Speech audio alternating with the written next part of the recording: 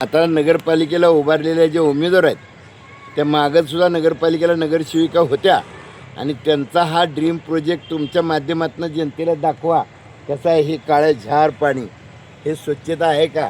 हे बघा बाटल्या सगळा खच पडला आहे, कचऱ्याचा खच आहे संपूर्ण.